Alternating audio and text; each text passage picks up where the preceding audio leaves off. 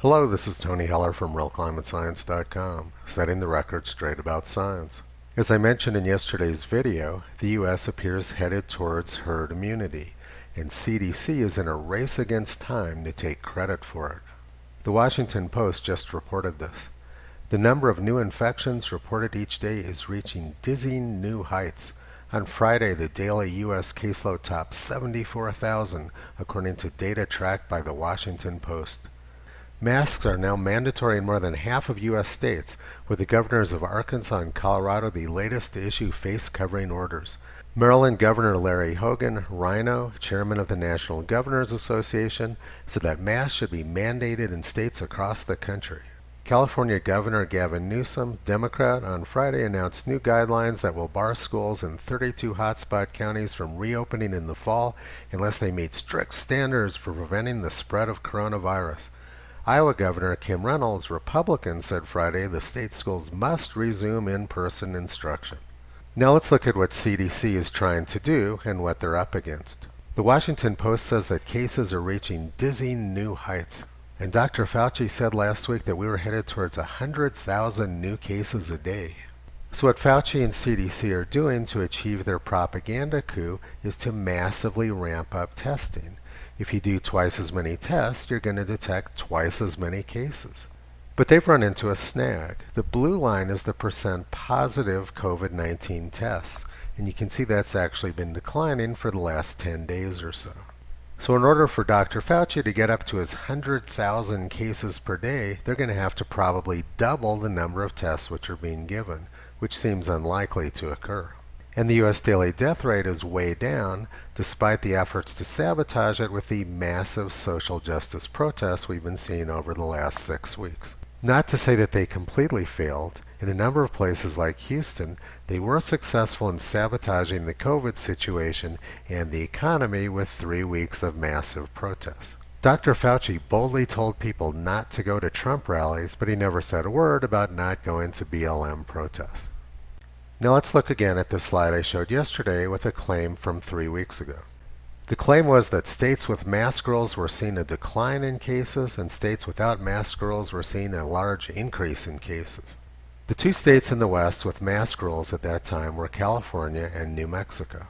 And since then there's been a huge increase in cases in both states. This is California and this is New Mexico. There's no indication from the empirical data that mask rules cause the infection rate to go down. In fact, we're seeing the exact opposite. But in New York, we're seeing a completely different pattern. They had a huge number of cases back in March and April when the governor was sending thousands of sick people into nursing homes. But since then, the number of cases has dropped off sharply, and there's been no recent increase. This is an important point. CDC is massively ramping up testing, yet the number of new cases in New York is not increasing. And the number of deaths in New York has also dropped off close to zero. So why is New York behaving so differently from California? Well, the answer to that is pretty clear. New York is approaching herd immunity.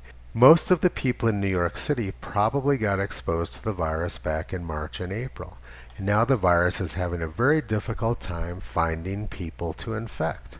Whereas in California, which locked down very early in order to stop the spread of the virus is having no trouble finding new people to infect. Sooner or later, every state is going to have to reach herd immunity like New York did early on. You can't hide from the virus permanently. All that lockdowns and wearing masks do is create fear and extend the economic misery. California could have been done with this by now had they adopted Sweden's approach, which I'll be discussing again in a minute. I've used this graph in my last couple videos, and this is a very important graph.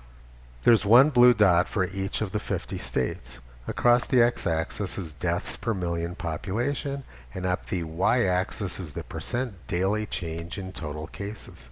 States with higher deaths per million population are seeing a much smaller percent change in the total cases every day. This is because these states, generally in the Northeast with high death rates, are getting close to herd immunity. But the states over in this part of the graph are not yet at herd immunity. Now let's compare what's going on in the United States to what occurred in Sweden. Unlike the United States, Sweden took a very intelligent, thoughtful, science-based approach.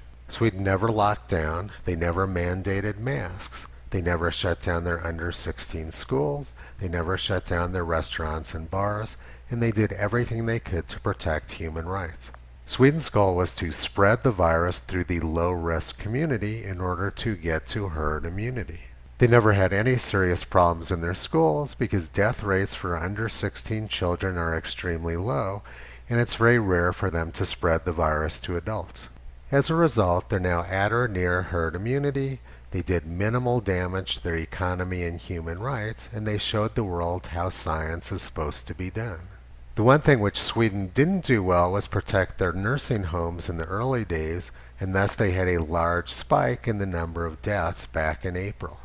COVID alarmists bash on Sweden constantly about their death rate, but the reality is that they did much better than many places which did lock down, including New York City, New Jersey, New York State, San Marino, Connecticut, Massachusetts, Rhode Island, Belgium, District of Columbia, Louisiana, Andorra, the UK, Michigan, Spain, Italy, Illinois, and Maryland, where Governor Larry Hogan lives.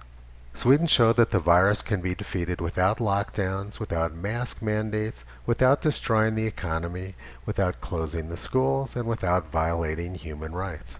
What Sweden accomplished is a huge embarrassment to CDC and Dr. Fauci.